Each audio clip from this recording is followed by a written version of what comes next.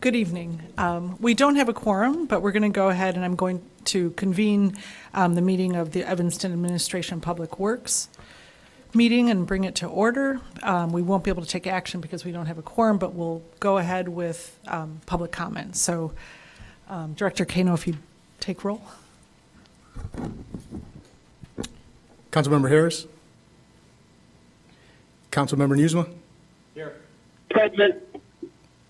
Councilmember Burns. Councilmember Reed.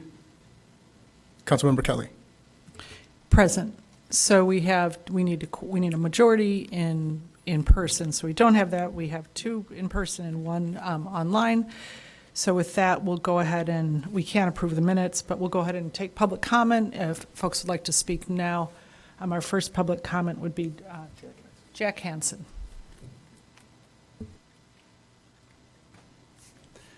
Great, thank you for the opportunity. My name is Jack Hansen. I do not currently live in Evanston, but I grew up here. I was born and raised here, lived the first 18 years of my life here.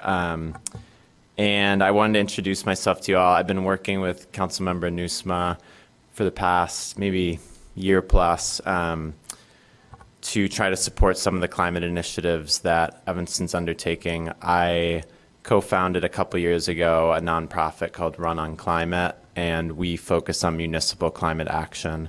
So Evanston is one of 8 cities across the U.S. that our organization has chosen to focus on for this year.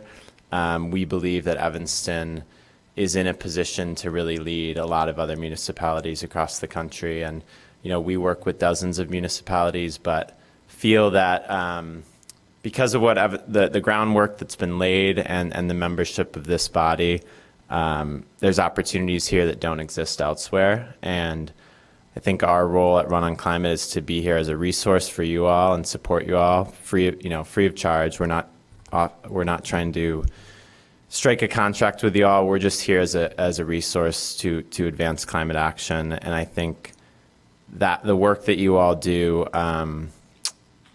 it has a huge impact not only here in Evanston, which is critically important in supporting your own residents, but also influencing policy across the U.S. And that's a lot of our work as well, is making sure that model policies are being adopted from one city to the next. So we're here to help you copy some of the great policies that other leading cities have done, and we're also here to help spread any policies that you all come up with to other communities. So in closing, this is the fight of our life, and I think this is the most important issue that we face, especially you all as community leaders. So I hope we can work together to address it. Thank you. Thank you very much. And I know we all very much appreciate your collaboration and support with the city. Thank you. Next we have Mary Rosinski.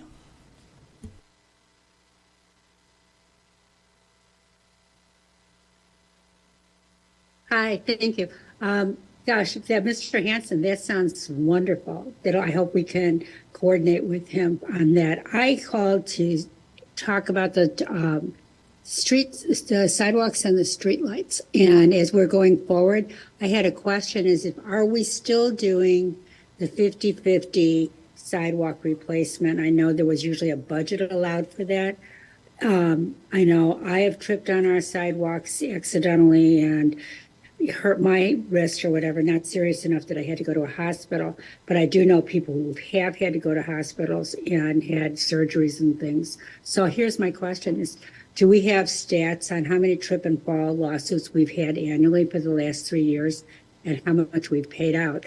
And can we work with our residents on the 50-50 more for the sidewalks that we as residents would be paying for?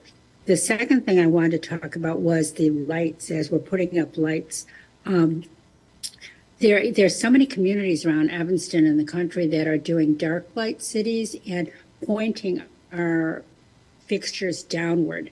And I'm hoping that when we're talking about contracting out for streetlights, we're not looking at doing the type of Talmadge lights that go horizontal. But I know like Winnetka, Hawthorne Woods, Homer Glen, they all come out with things to reduce light pollution. And that is so critical so we can work. We're never going to have dark skies like those guys do, but we can get darker and reduce it with the right policy. So I would hope that we could talk about that, research that, and go up and look in Winnetka downtown, and look at their park at Hubbard Woods and see how the street is very well. I mean, the path is well lit, but there's no light going upwards. So that was it. I appreciate what you do. Thank you very much. Thank you, Ms. Rosinski. Are there any other comments, either online or in person? Okay.